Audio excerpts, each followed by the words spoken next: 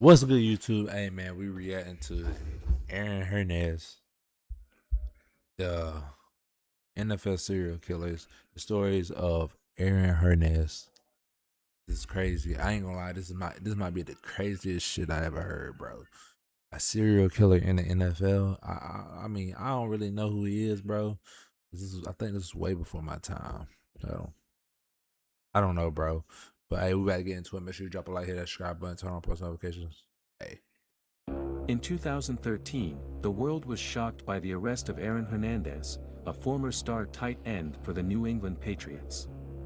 Hernandez was charged with the murder of Odin Lloyd, a semi-professional football player and friend of Hernandez's.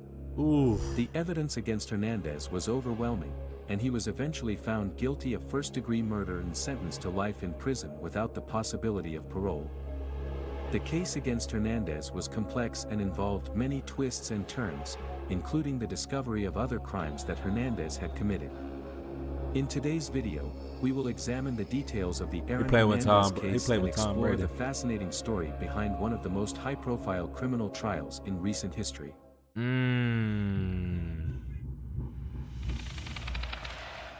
It's crazy. Crazy, chat.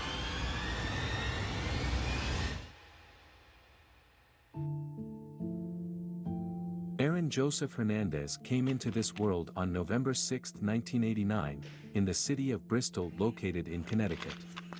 Aaron's father, Dennis, was known as the King, a former janitor with big dreams for his sons to become sports stars. Dennis dedicated his life to providing Aaron and his brother with the tools and opportunities necessary for success on the field. But Dennis was also a violent alcoholic who so regularly and brutally abused his sons that Hernandez.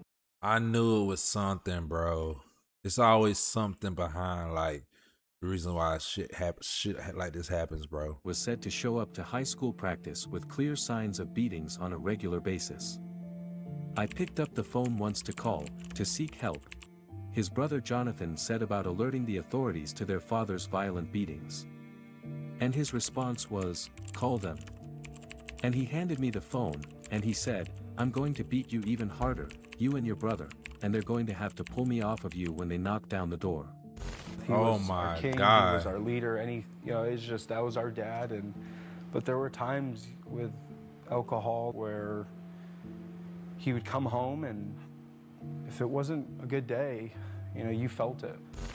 Furthermore, Hernandez and Jonathan both claimed that the former was even sexually molested as a child.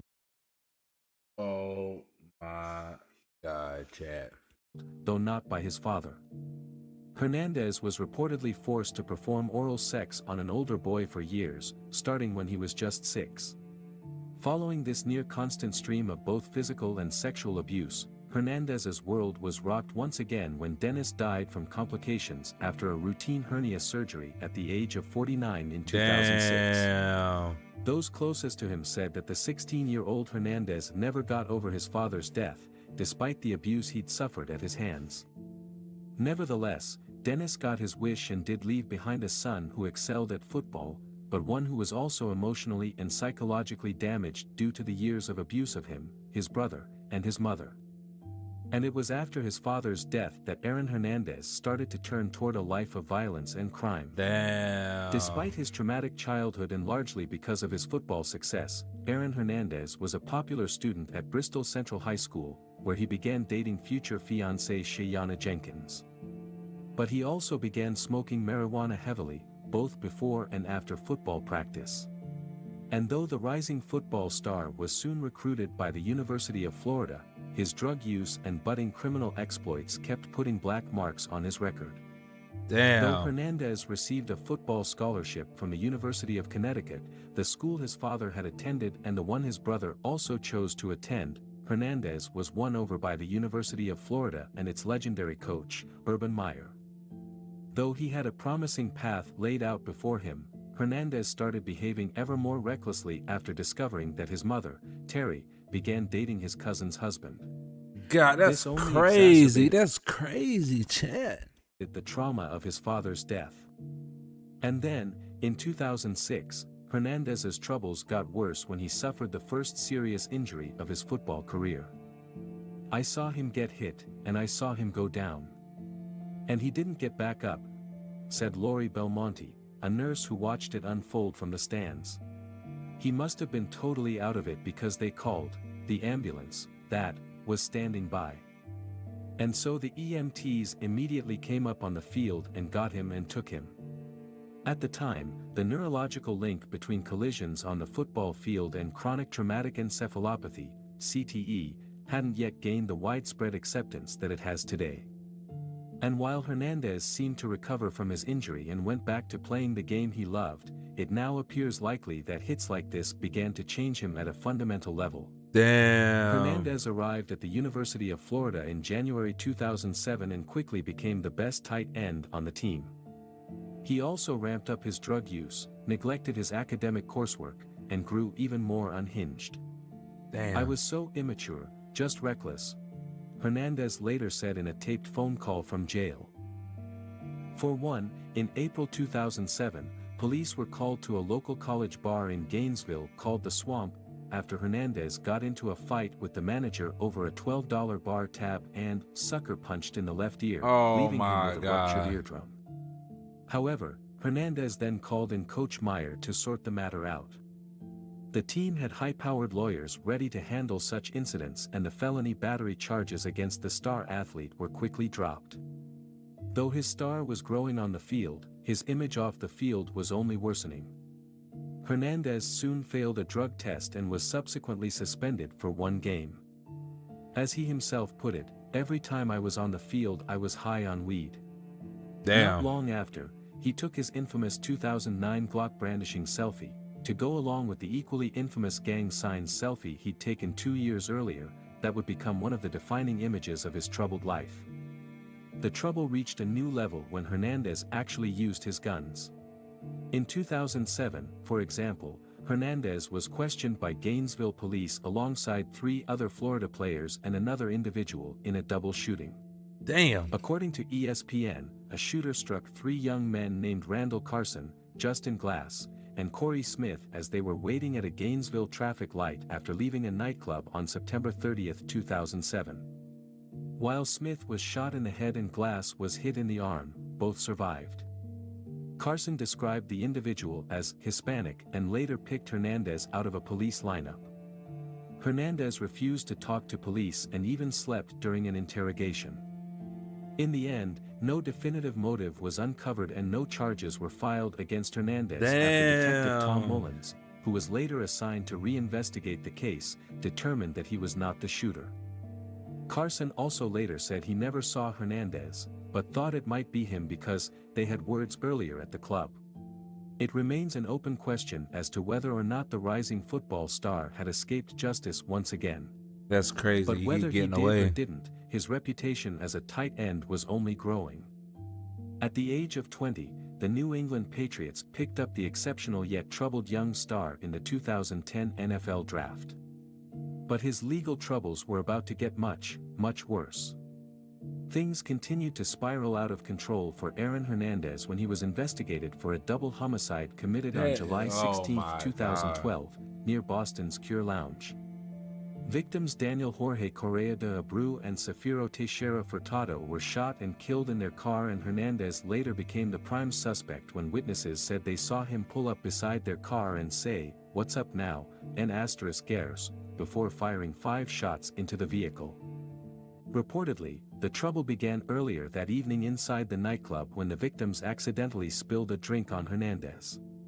Security camera footage confirms that Hernandez was there that night, though the details of the entire incident still remain murky and contested. In fact, much of the evidence against Hernandez later came from Alexander Bradley, an associate and known drug dealer who provided his subsequent testimony following an incident months after the Cure shooting when Hernandez allegedly shot him in the face for reasons that remain unclear, largely because the victim refused to talk to police. He acted in a manner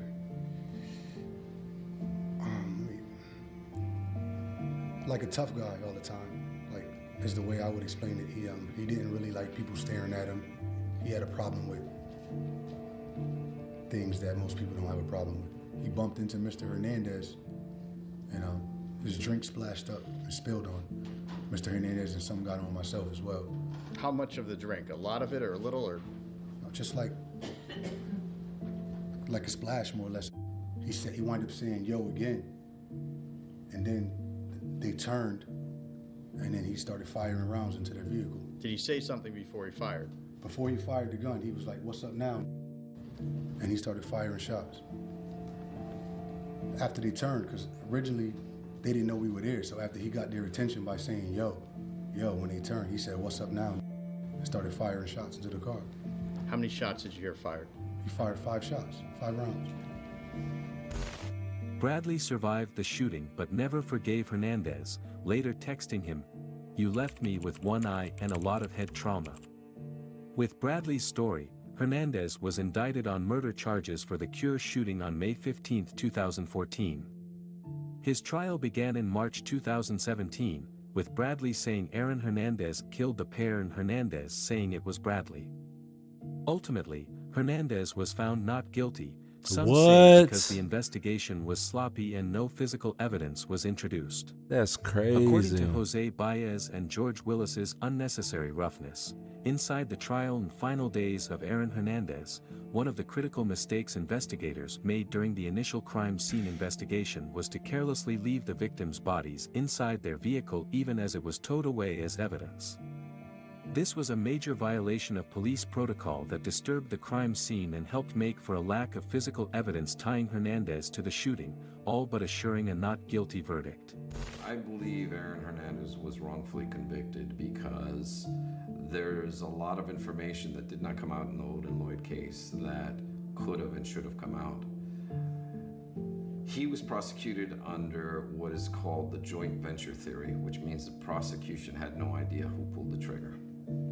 So they convicted him on what are referred to as overt acts.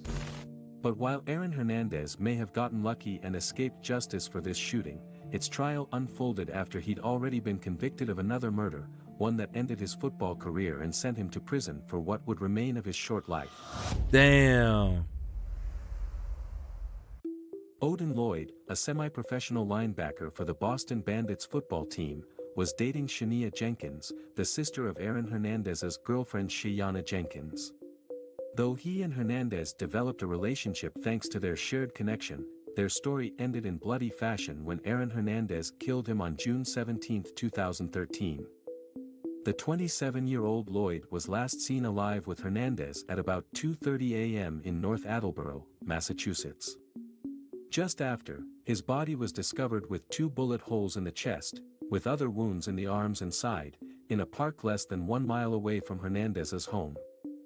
Hernandez immediately became the primary suspect because he was seen with Lloyd in and around Hernandez's home just beforehand. This is crazy. Investigators showed up at Hernandez's door within a matter of hours.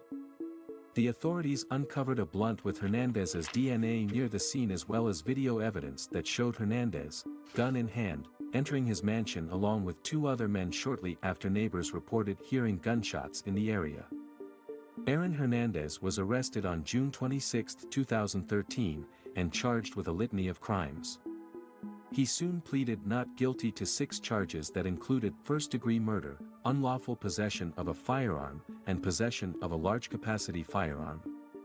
Within 90 minutes of his arrest, he was released by the Patriots and his career as an NFL player was over. Damn. But even if the case appeared open and shut, the why of it all remained relatively uncertain. In court, prosecutors argued that Aaron Hernandez murdered Odin Lloyd after an altercation in a Boston nightclub on June 14. However, the reason for the altercation was not clear, with some saying that it's because Lloyd was talking to people involved in the 2012 shooting, and others saying it was because Lloyd knew Hernandez was gay and wasn't going to keep his mouth shut. Various pieces of evidence have emerged about Aaron Hernandez's sexuality, but the picture remains somewhat fuzzy overall. In 2017, investigative reporter Michelle McPhee wrote a story claiming that multiple people close to Hernandez were on the record as saying that Hernandez was gay. The idea gained more traction when reports surfaced that Hernandez had had an affair with a teammate named Dennis Sansouci in high school and had even come out to his family.